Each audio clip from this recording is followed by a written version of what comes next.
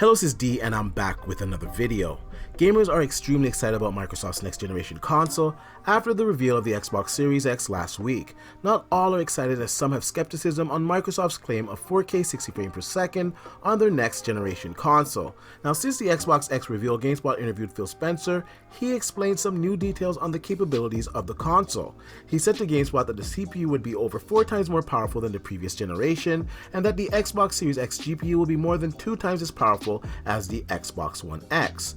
Xbox One X GPU is 6 teraflops and over 2 times nets you 12 teraflops of performance. This aligns with the latest reports, yet gamers still doubt the validity of Microsoft's claim.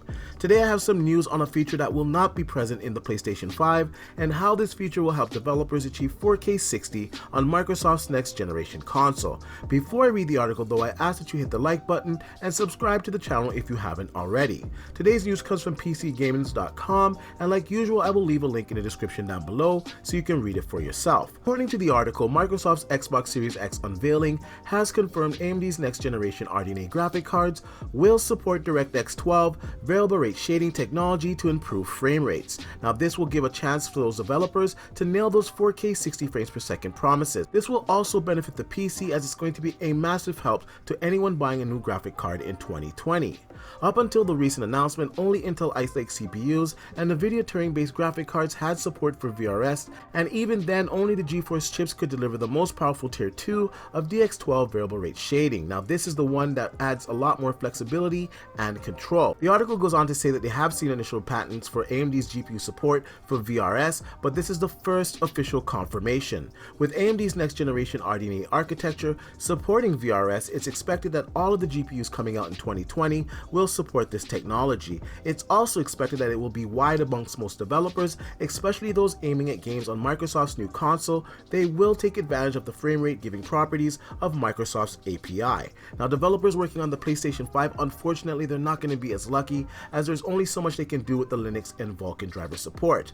Now the API that Sony uses is different than Microsoft. It's more akin to Vulkan. Although there is Vulkan support for NVIDIA's implementation of variable rate shading, it's not a lot of help for the PlayStation 5, as it has a Radeon GPU inside of it. So although both of these consoles may have identical specs, there might be a point of difference between the two of them thanks to the work that Microsoft did on its own API. Now this could mean that games on the Xbox and Windows platforms could look and perform better than the same titles using similar hardware on the PlayStation 5. Now a lot of gamers are probably wondering, what is variable rate shading and why should I care about it? Now this is a DirectX 12 based feature which allows game developers to dynamically and selectively reduce the load on your GPU. So basically they adjust the level of detail in different parts of the frame, especially in parts that you're not going to notice it.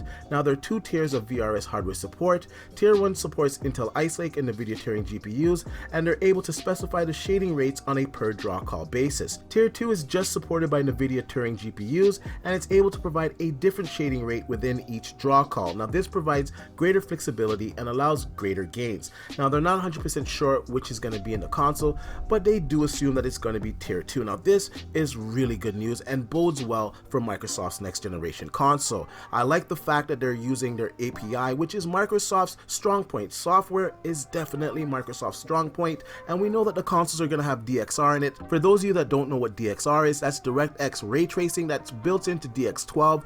This is the same API that NVIDIA is using on their Turing cards to achieve their ray tracing graphics. So I do expect this console to really concentrate on that, as it's their own API. I think the output is going to be fantastic. Now the addition to VRS is also excellent. I can see how developers will use this to achieve higher frame rates on Microsoft's next generation console. Anyways, I want to know what you guys think. Do you think that Sony will have a solution similar to VRS on the PlayStation 5, or do you think that Microsoft will have the advantage here? I also want to know your guys' opinion on which console you believe will have the better ray tracing capabilities. Please let me know in the comment section down below, and like I usually say, please like, share, and subscribe to the channel, and I'll see you guys on the next one.